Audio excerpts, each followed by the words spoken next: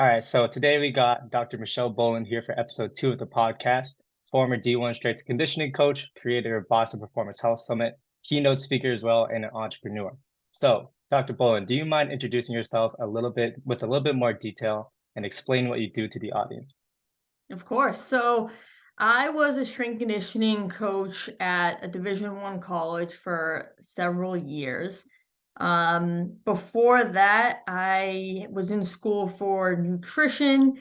Kind of was like, I don't really think this is for me. Then I went into strength and conditioning. And I also, same thing. I was like, I don't really know if this is for me. And so I kept kind of going. I ended up getting my doctorate in exercise physiology. And I thought I wanted to be a professor, but then once you get through some life experiences, I think one of the most important things you can do is figuring out what works for you and then what things maybe you don't want to do. And I got a great opportunity being a strength conditioning coach at Northeastern University, and they were incredible. I had a great experience. And then I moved on to the private sector as a director of education for a private training facility. Learned a lot in that situation. And then now I own my own company where I'm self-employed. I'm basically an independent contractor. I rent space to train people from a local gym. But then I also have, just as a part of the entrepreneurship kind of aspect, I have a wide variety or range of revenue streams that I generate. And a lot of that stuff is online too. So that's kind of currently where I'm at. Awesome. Yeah, we're definitely going to tap into a little bit of that stuff that you just talked about. But for right now, why did you start the Boston Health Performance Summit? Like, what was your why behind that? Boston Health and Performance Summit is a basically weekend conference or seminar. So I have been to just a ton of weekend seminars and conferences since I've graduated. I've invested a ton of my own personal money in my employer's money and continuing my education. And going through that, I think there is just an insane value of that outside of the academic institutions, because I think sometimes the flaws of academic institutions, there's a little bit lag behind current practices and maybe a connection to real world experiences. And when you do go to these private, like weekend seminars and presentations, you really get up to date on new and advanced things that, one, spark your curiosity for your profession, but also provide you skills that you previously may not have had that can really help your clients. And I had that a lot when I went to the Postural Restoration Institute's courses, and that just completely changed my view of human movement and anatomy and physiology. And remember, I have a doctorate in exercise physiology. So that's just an incredible experience. So I really wanted to curate um, people who I respect in the field and who I think have a lot to offer individuals and can really help people, and bring them all into one weekend presenting together and really take things that I've enjoyed with my experiences and remove things from things, like in my experiences, that I didn't enjoy, and try to build something that's very unique, and catered to what I think the what's going to push the industry forward. And really, honestly, too, as a separate kind of thing of like business, which I'm probably we're alluding to a little bit more, is long-term outlook for me. So I would probably say 80% of my income is based on time demands, or what I call pay for play. So it's someone who's paying me for an hour of my time. I make a certain rate for an hour of my time. Now, looking forward to like 10, 20 years from now, I probably want to reduce that as much as possible, um, and really look into avenues of income that I can generate without an hour of my time based on the rate. So, looking down the line, I want to build something for the future that I can build towards, work towards, grow, and have as another stream of revenue. For sure. I think it's super important to, continue your education past college. Like I totally agree with you. Like I feel like I sometimes I read some of the articles that are coming out, some of the new stuff that people are putting out, just like ideas. And I look at them and I think that could work, but that's stuff that I'm not learning within the classroom. So I completely agree with you there. And I think it's really smart that you're also thinking ahead in that way, because I didn't expect that answer from you in that regard, to like protect yourself or like kind of serve you in that way to kind of take that load off your time so you can enjoy your life a little bit more. I know you talked about that last time at the end of the year event, so I can definitely see where the cogs are moving in that direction. But And what were that's your something biggest? to Oh, go ahead. something to keep in mind too. Like when you're building a career, it's like, yeah, you're kind of just some people get lost in their day to day, and I think it's always a good thing to kind of keep an eye towards the next thing. And that way it helps you use what you're currently doing to build your skills and also see the gaps. But yeah, for someone who's just kind of getting started, it's like you got to always keep your eye on like what's ahead. Sure. Thank you for that. I'm definitely gonna take that with me and run with that today. But so thank you. Yeah. What were your biggest takeaways from starting up the Boston Health Performance Summit? And what was your process and your strategy for selecting the people that you wanted to bring in as speakers for that? So my strategy for building it, that was the first question, right? Biggest takeaways from starting up. Biggest takeaways, okay, from Yeah, starting up. Um, the more people you kind of bring in, interact, like the more kind of personalities you have to kind of deal with, and maybe the more problems can kind of arise. Um, I would probably say just the biggest lessons from definitely the first year are not thinking ahead for failures or things that you probably wouldn't initially think about, like extra plates and napkins. And then you get into the event and then you're like, oh man, I ran out, or I didn't order enough food, little things like that.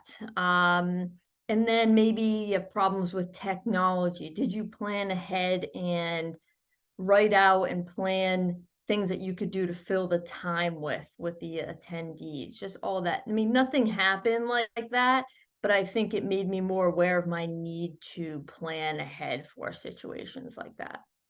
And then in regards to the speakers, I kind of have two ways of looking at it. And again, it kind of really comes down to like knowledge and information realms, and then on the other side of that, business and marketing realms. That's kind of how I try to separate my thoughts a bit. One, you need names in the industry. Like they're like personal brands are extremely important. Like to get people to come to your events, they probably should be able to recognize the name because it will get excited, it'll bring people to the event. So you want to have like at least one or two people who, have large social media followings who can help you market and support that avenue. But then there's a few people I know personally who don't have very big social media accounts, but they're some of the smartest people I know, and I really want to highlight them in front of people because I think people can benefit. So I want to make sure there's kind of both aspects of people who I think are doing things that are going to push the industry forward and that will really spark people's interest in avenues of thinking. And then also making sure that, you know, it's not just like names that people don't recognize, and it has to be some of that marketing element there too. for sure. To kind of go on like the things that you didn't expect. So you said that was like your first year doing that. And Mhm. so do you have like any advice, right? Because it's your first year doing it, you probably don't know all the logistics, all the statistics that you need to like take into account beforehand, right? So, having that year on your belt, the 2 years on your belt, but like after that first year, if you were to go back, what would you have said to yourself or done differently in that regard? Yeah, that's a great question. I would say This is kind of a rule of thumb I always follow, but manage and match expectations. And this is especially in regards to the speakers. Luckily, like every speaker I've ever dealt with has just been an awesome person. But making sure you make everything clear up front, like how you're going to pay them, when you're going to pay them. Um, are they going to be around all weekend to interact with the attendees? Um, Not just coming in and giving their presentation and leaving. Making sure you say and make all that stuff clear up front, I think is insanely important. And I would say that's the same thing with dealing with a client or athlete. Like, hey, what's your expectations about our training sessions or the results that you're going to get? Because if you just continue on and there's a mismatch of expectations, especially in like behavior, your types of training, well, that's going to cause some sort of separation between you and the person that you're working with. So I would say probably laying out, um, that I want people there the whole weekend and interacting with people, not just coming in and out. And then also there was a level of trust with the speaker, especially in year one, where you know, when you're generating a seminar, getting sponsors is probably one of the hardest things. So you're getting companies to kind of come in and have, a vendor type feeling where there's a table set up for them and things like that. And like they're paying you to be there. And that helps like cover some of the expenses. But a lot of the speakers year one, I was like, hey, like I can't promise you a flat rate because basically this is coming out of my bank account to support this. So everyone was really good about the idea of profit sharing. So, after all of the expenses are taken care of, then we split basically the profit. And I think that is something that is pretty rare because people usually typically want like a flat fee for an event. So I appreciated all that, but that's something you definitely need to make sure you clarify up front. So I think short answer is basically matching expectations with people. Awesome. Thank you, Dr. Boland. Next question. So I know you talked about this a lot at the end of the year event not too long ago at Springfield College. You were talking about developing your social media skills, your business skills, because as a strength and conditioning coach, we need multiple streams of income. And so what are you currently doing yourself right now to build up those skills? What books are you reading? What are you educating yourself in? Like, what are those things that you're doing right now? Now that's a great question. So I worked with this lady, and I'll give her a name shout out here. You can look her up, Beverly Simpson, and she was a trainer for a long time and kind of switched into marketing. So she kind of understands, and I think this is kind of key, working with someone who understands like your market pool. So she understands like fitness marketing, and she kind of taught me a lot about the different types of posts that you can have. So like making sure you kind of think in these categories, like a thought reversal. So, like, kind of pick something that people typically view the gym as, and maybe talk about why you do things a little bit differently. Or, geez, there's multiple other categories, probably like 6 or 7.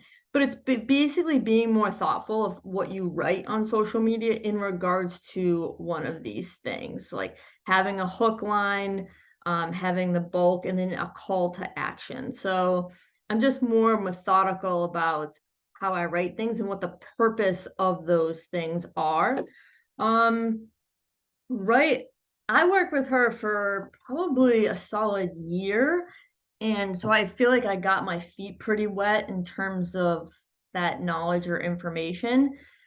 Now I'm kind of probably moving on a little bit because I feel like I have a good foundation into that. And now I'm probably more learning about aspects on how to create more of my business that can thrive without me, kind of like what I mentioned before, of trying to, moving towards not constantly working for like a pay to play type aspects. And I'm currently reading a book right now, and then when things kind of cool down in the fall, I'm looking for a mentor or a mentorship that relates to kind of growing more so like my online business. The book I'm reading currently is called built to sell, creating a business that can thrive without you. Literally have it on my desk right in front of me. So I would say I go through blocks of things I want to learn. So if I learn about that social media kind of aspect, now I'm kind of thinking about what else do I have a gap in, or my business is lagging that I'm going to jump into. Sure, awesome. I definitely see how that's like valuable because like I took a class with Coach Fight and we talked about building a business and we are always talking about how if you're in the business, you can't work on the business. And so it's about separating yourself in that regard so you can still think and plan ahead and come up with new ideas and brainstorm on how you're gonna make your business better. But like I tried starting up like a sneaker business kind of maybe last Mm. summer. It was all right, but you know, I definitely got to that point where I was just doing so much stuff myself that it started like flatlining and I couldn't think about how to, get those ideas out. So, but when the demand's there and you have to match it for your clients and everything, it's definitely tough. So I understand that That's completely. that's awesome advice that he kind of gave, and we even were talking about at that event, Alex Hormozy, right? Even just like making sure you're curating who you follow on Instagram, because like, yeah, even if it's not purposeful, I do follow him and read him, so it's almost like I'm constantly getting like little tips here and there that I can kind of implement. So even little things like that help as well. For sure. I feel you on that microdose aspect because yeah, I've been following Alex for a good year now as well. And I feel like he helps me elevate, wait, like he just makes me think differently. Um, Yeah. But you were kind of talking about the social media stuff and everything. So you're doing stuff now. Do you think that that stuff would have been a good solution to kind of building a following early? Let's say somebody like me, below 500 followers, not that many people who know my name or anything like that. If I were to start posting content like that, would I be able to skyrocket in terms of building that following, or should I take a different process first and then start to implement those types of techniques? That's a great question. So I think the best advice I've ever received in my life was from Dr. Ben House, and he said, always start before you think you're ready. And that basically just means, especially with social media, you're rewarded with frequency, right? So consistency, and kind of keeping in mind that you're not talking to your colleagues and peers, you're talking to people who need help or who are potentially are going to want something from you. So kind of making sure that you're very selective of and identify who your audience is. And then the other thing is, like we just talked about Alex's account, but looking at people in your industry who do have like a larger following and looking how they create content. I mean, a good example of this is Zach Couples. He's a physical therapist out of Las Vegas. And he was kind of like, we were talking about like the same thing, like just very stagnant for years and years and years. Just a couple thousand people, which is fun. Um, but then he actually started putting out like really good reels, really good like educational content, and his just following just skyrocketed. Um, and I would probably say just look at what other people doing who have really good content and try to mimic that in some way. For sure. I had another person on here, Danny Cass, but he put me onto another guy called B Mark Fit, and he's like a coach now. He used to be like a personal trainer, but I look at him, I look at Alex Mosey and people like that, and there's a lot of similarities there. So, I think it really is about mimicking, and that is something that I am trying to do a little bit better. It's a little tough, I feel like sometimes you don't have all the fancy gadgets. Like I don't have the camera, I don't have the microphone, some stuff that really does matter in terms of video quality. But working on the captions, making it engaging, making it fun, a lot of people don't watch videos without captions anymore. So Yeah, doing stuff like that.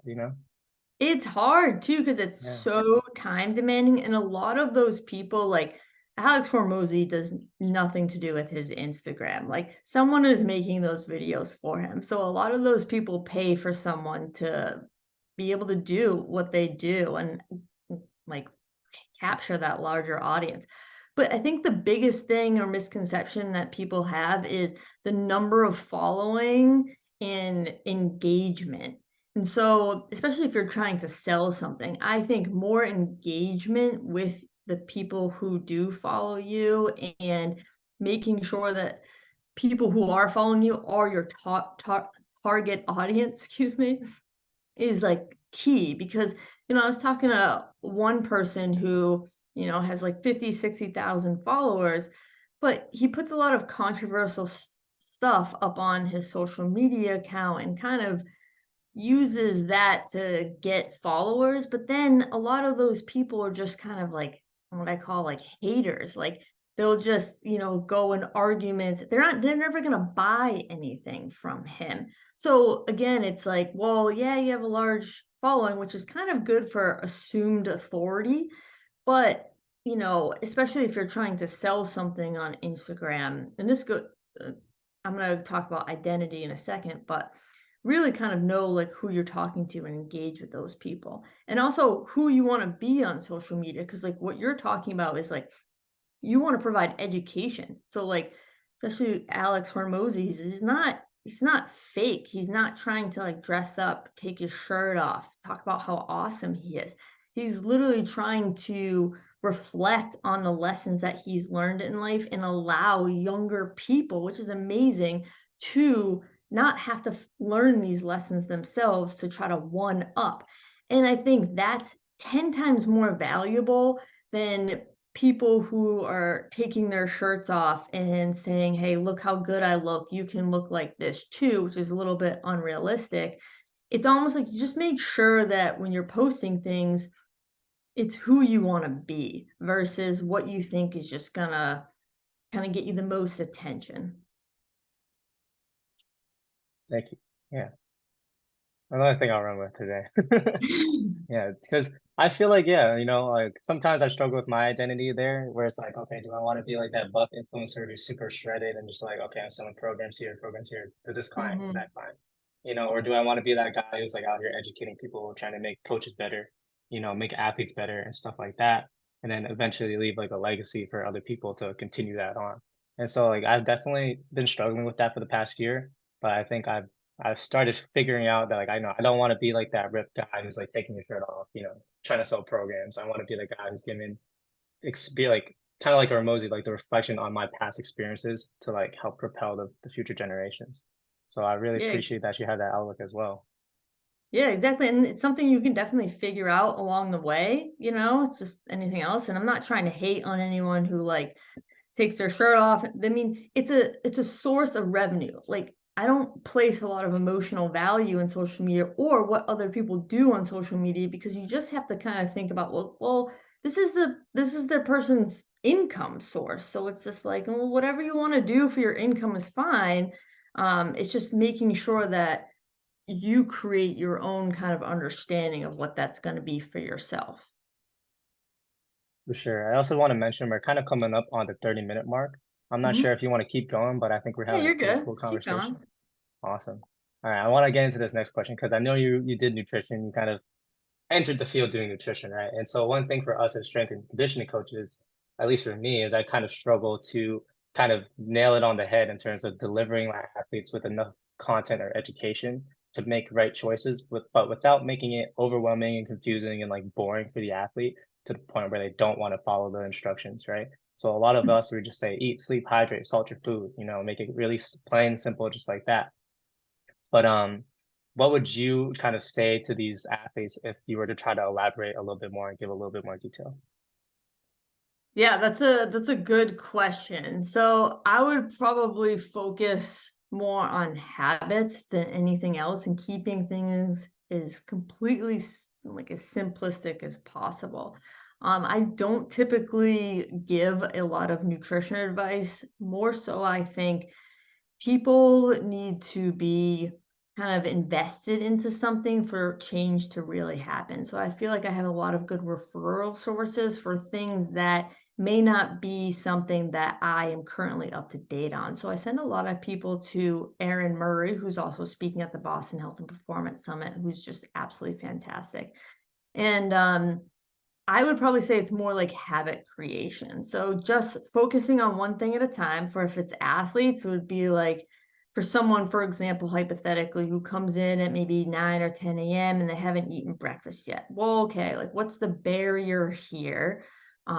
What can we kind of change with your morning routine where that's going to provide you a way to remove that barrier so you can kind of accomplish this goal? So maybe it's, hey, just bring a protein shake to the gym every morning. So every time you show up, I expect you to have a protein shake in your hand. And I think that habit development is much more important than really micromanaging like macros and things like that. Thank you. Yeah, because like, I don't want to get all up in their face and be like, you got to eat this at this time so that we can get this type of adaptation. I don't want to go into all that science mumbo jumbo because they don't frankly care, right? But like, I think you make a good point with the buy-in, just like try to get them built into creating a habit in that regard. And I think that because some athletes they still come into lift without eating a meal, and I'm like, you have to fuel yourself, and so I think creating those types of changes are definitely beneficial rather than trying to get into that nitty-gritty detail of nutrient timing, you got to eat this amount of food, etc. Yeah, because But there's we kind of get wrapped up in academia doesn't do this very well, but like really talking about the difference between like idealism and reality. And I don't think you really understand the reality part until you start really working with people of like, yeah, we would love for people to come 3 days a week in here and blah blah blah. But it's just like people have full-time jobs and this and that and financial reasons and logistical reasons. And you got to really just try to work with what you have and just work within reality a bit. for sure. Do you see anything in the industry right now that people have not yet tapped into, but has a lot of potential for economic growth? Because I know you'd be doing a lot of stuff like entrepreneur-wise. Ah, yeah. Economic growth, I would just say we need to learn from lessons in the past and find various sources of income or various sources of revenue that you can generate. Um, because again, biggest thing we learned from COVID, especially the terms of like the fitness and performance sector, is like, well, a lot of people lost their jobs and that was their one stream of income. And especially in a field where most people don't make too much money. If you're working in the collegiate strength conditioning setting, you're not going to make that much money. And pretty much everyone I know in the college setting has a secondary income stream. So like they do personal training on the side, kind of things like that. And I think another lesson we learned from COVID is the benefits of the interweb, like being able to get digital income. And whether that is, and we talked about personal branding through social media and how valuable that can be, because when you're doing one-on-one training or like in-person training or in the D1 college setting, excuse me, I didn't mean to say D1, any kind of college institution, you don't really need a social media account. There's really no benefit towards that. I think it's a lot of word of mouth that kind of gets you people. But if you have a digital product, I do think it's very important to kind of work on your social media marketing. But writing programs for individuals, even if you can't do one-on-one training. So like if you live far away from me and you live in California or something, well, I still have access to you as a potential customer. So I can write you a training program. I can communicate with you digitally, and then you can still reach your goals.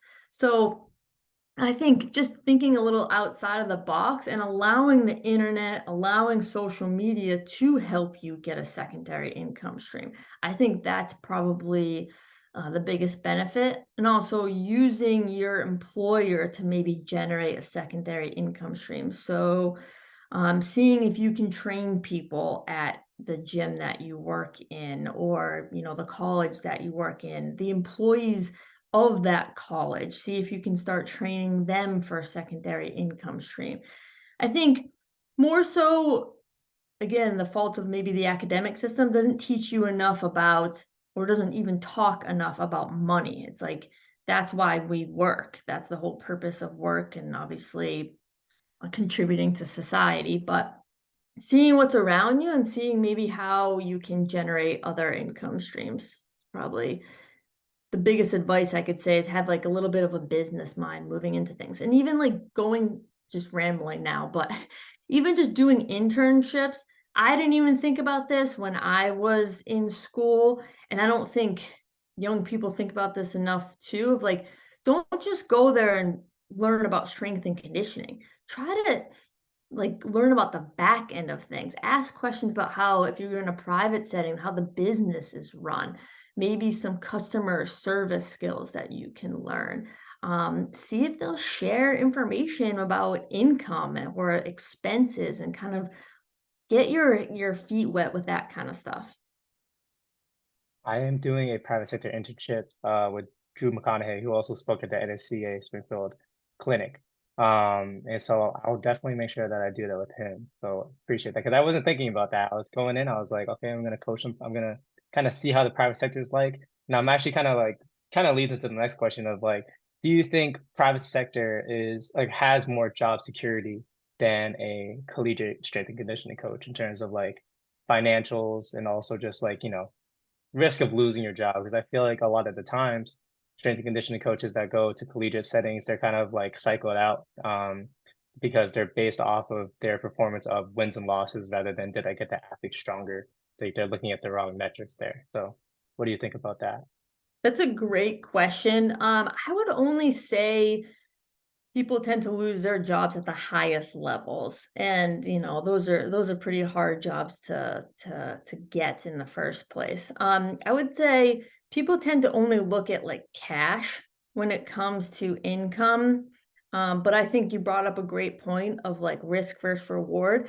I would say when I worked in the private sector without my business, my personal business, and D1, like, collegiate setting, I probably would have lost both jobs during COVID, um, but thank goodness I was at the spot I was at. But there's also things that college provides as well. So, like, the, benefits, so retirement plans, healthcare, dental, all the stuff that is very expensive to get on your own, insurance and all that stuff, is a massive benefit when working with a college. And then also too, like future planning, like your kids can probably go to that school for free with you working there, which is an insane benefit and something that definitely should be considered.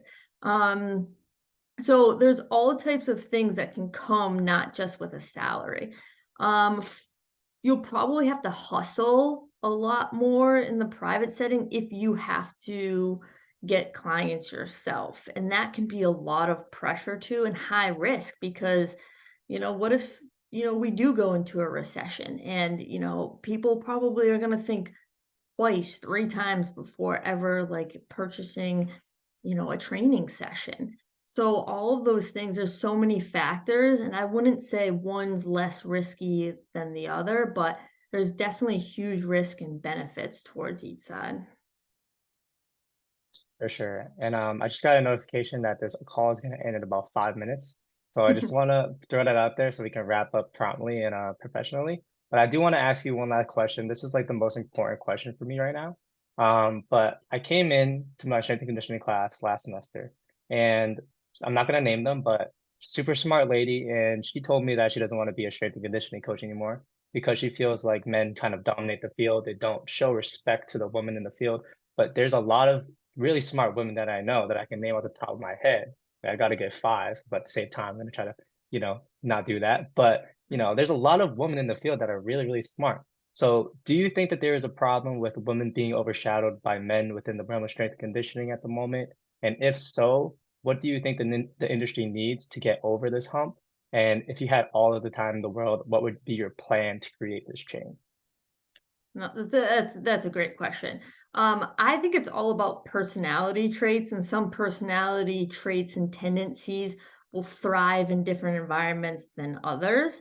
Um, for myself specifically, I have never had kind of a bad situation in terms of the environments I've been in. I've never really worked in like high level D1 like football environments or anything like that. But all of my coworkers at Northeastern University were just absolutely fantastic. All my internships experiences, I've never felt that way personally. But I also have a strong personality.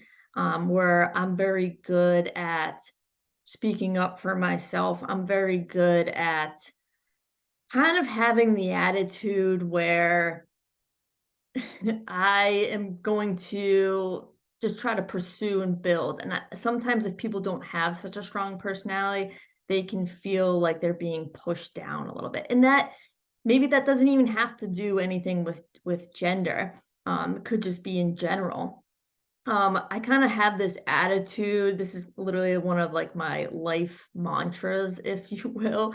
It's kind of dark, but I think there's like types of people in life. And I just have this attitude going towards like everything that I do of like, you can either hope to be rescued, you can either wait to die, or you can refuse to die.